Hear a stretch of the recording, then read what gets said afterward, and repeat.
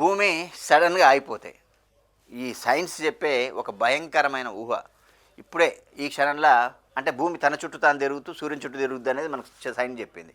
భూమి సడన్గా తిరగకుండా ఒక్కసారిగా ఆగిపోయింది అనుకోండి, మీరు నిలబడిన చోటనే ఉంటారా, లేకపోతే అసలు ఏం జరుగుద్ది అంటే గంటకు భూమి 1600 కిలోమీటర్ల వేగంతో తిరుగుతుంది. కాబట్టి మనం కూడా అదే వేగంతో 1600 కిలోమీటర్ల వేగంతో తిరిగిపోతాం అనమాట. సో మనమే కాదు, మనం ఉన్న పరిస్థితులు, సముద్రాలు అనుకోండి, పట్టణాలు అనుకోండి, నగరాలు అనుకోండి, ఇవన్నీ కూడా అంత వేగంతో అది చేస్తాయి కాబట్టి మొత్తం కోల్పోతాయి. పగలున్న దేశాల్లో ఎండ 100 డిగ్రీలు ఉంటే చీకటి వైపు కూడా 100 డిగ్రీల చీకటి పడిపోతుంది, -డిగ్రీలో పడిపోతుందట. ఇది సినిమా కాదు, సైన్స్ చెప్పే ఒక భయంకరమైన ఊహ. భూమి ఏర్పడ్డప్పటి నుంచి ఇప్పటి వరకు అది తిరుగుతూనే ఉంది. ఒక్క రౌండ్ పూర్తి చేయడానికి దాదాపు 24 గంటలు పడుతూ ఉంటుంది. భూమి తన చుట్టూ తాను తిరుగుతూ సూర్యుని చుట్టూ తిరగడానికి. భూమధ్య రేఖ వద్ద భూమి ఉపరితలం అనేది గంటకు సుమారు 1670 కిలోమీటర్ల వేగంతో కదులుతుంది.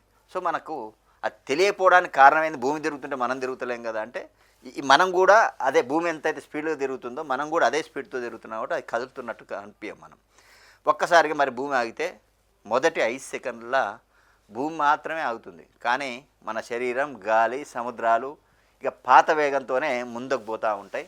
సో అన్ని భవనాలు అంటే ఒక రకంగా చెప్పాలంటే ఒక సునామీ వచ్చినట్టే, చెట్లు కూలిపోతాయి, నేలమట్టం అయిపోతాయి, మొత్తం సునామీ వస్తాయి, కార్లు, రైళ్ళు, విమానాలు అన్నీ కూడా కొలాప్స్ అవుతుంది. ఒక సునామీ ప్రపంచం సృష్టించబడుతుంది.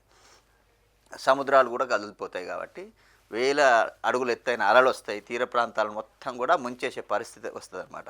ఇక అనేక నగరాలు తీవ్ర నష్టాన్ని ఎదుర్కోవాల్సిన పరిస్థితి వస్తుంది. మరి భూమి తిరగపోతే ఒకవైపు ఎప్పుడూ సూర్యుడిని ఫేస్ చేయాల్సి వస్తుంది. భూమి తిరుగుతుంది కాబట్టి పగలు రాత్రి ఏర్పడుతుంది. కానీ తిరగకుండా ఉంటే ఒకవైపు చీకట్లోనే ఉంటుంది, మరోవైపు తీవ్ర వేడి ఉంటుంది అన్నమాట.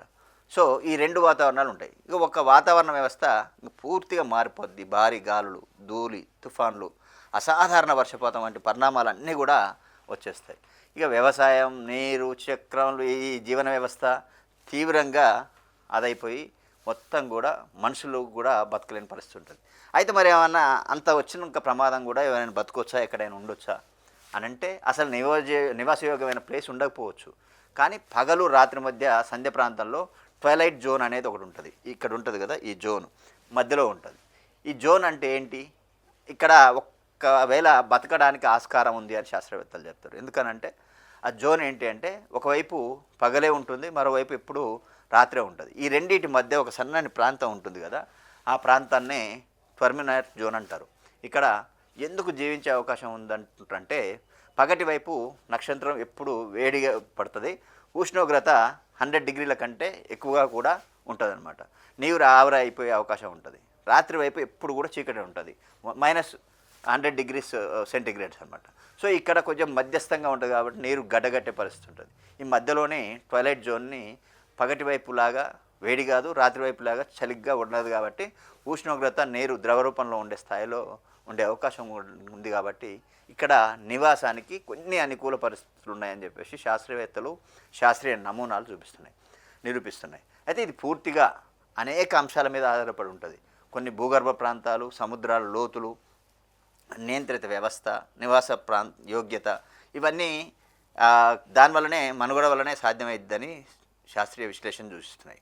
అయితే భూమి ఉపరితలంపై జీవితం చాలా క్లిష్టంగా మారే అవకాశం మాత్రం ఉంటుంది. కానీ ఇక్కడ ఒక గుడ్ న్యూస్ కూడా ఉంటుంది.